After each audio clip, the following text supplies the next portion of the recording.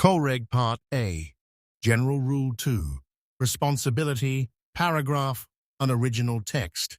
Nothing in these rules shall exonerate any vessel or the owner, master or crew thereof from the consequences of any neglect to comply with these rules, or of the neglect of any precaution which may be required by the ordinary practice of seamen, or by the special circumstances of the case.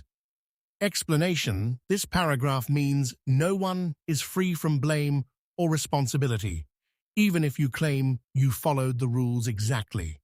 The word exonerate means to be cleared of fault or legal duty. This rule makes three very important points. Who is responsible? Every person and a party involved is fully accountable. The vessel itself, the ship owner or company, the master, captain, and every member of the crew on duty.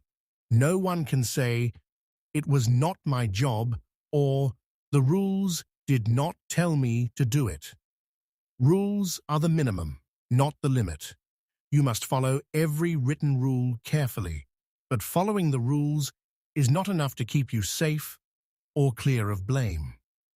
You must also do everything that a careful, experienced sailor normally does. This is called ordinary practice of seamen. These are safe habits and common sense actions that are not written in the rules but are still required. Special situations need extra care. When conditions are unusual, difficult, or dangerous, such as bad weather, narrow channels, or heavy traffic, you must take extra steps and extra precautions to stay safe. If you ignore these special circumstances and something goes wrong, you are fully responsible. Example: the rules say you must keep a proper lookout, but they do not write down every single thing you must watch for. If you see a small fishing boat without lights ahead, but you do not slow down or change course because the rules did not say, "I must watch for small boats," you are still responsible for a collision. Watching for all kinds of vessels is part of the ordinary practice of seamen. It is expected of every good sailor, even if it is not written word for word. Simply saying, "I followed the rules," will not protect you if you were careless or if you did not use good judgment. The rules set the lowest standard. Safety always requires you to do whatever is needed, not just what is written down. Paragraph 2. Original text.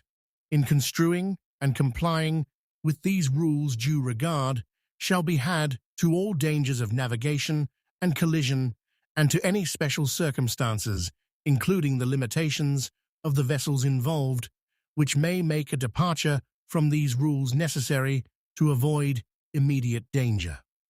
Explanation: this paragraph explains that you are allowed to break or change the rules, but only for one clear reason: to avoid immediate danger. Here is the full meaning. Think about risks first. When you read, understand, or follow the rules, you must always think about real dangers, such as hitting another ship, running aground, hitting rocks, or losing control. You must also know your own ship's limits, how fast it can turn, how long it takes to stop, how deep it sits in the water, or what equipment works or fails. When you can depart from the rules, if following the rules exactly would cause an accident or danger right now, and there is no other safe way to act, you may ignore or change the rule. This is called departure from these rules. This is a safety permission, not an excuse. When you cannot depart, you cannot break rules for convenience to save time, because you are in a hurry, or because you always do it this way. You also cannot break rules just because you think danger might happen later. It must be immediate and unavoidable. Go back to rules after danger. As soon as the danger is gone or past, you must immediately return to following all rules exactly. You must prove it was necessary. If you break a rule, you must be able to clearly explain and prove that it was the only possible way to avoid harm or collision. This is not a loophole. It is a safety rule to prevent accidents when strict compliance would be dangerous. Example: you are navigating in a narrow channel. According to Regulation 9, you must keep to the starboard right side of the channel. Suddenly, another vessel steers across your path and will hit you in a few seconds.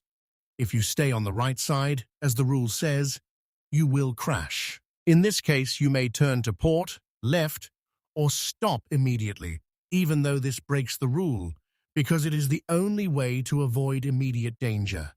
After the risk is gone, you must return to the correct side and follow the rules again. In short, safety comes first, but rules are the guide. Break them only to save the situation and return to them as soon as you can.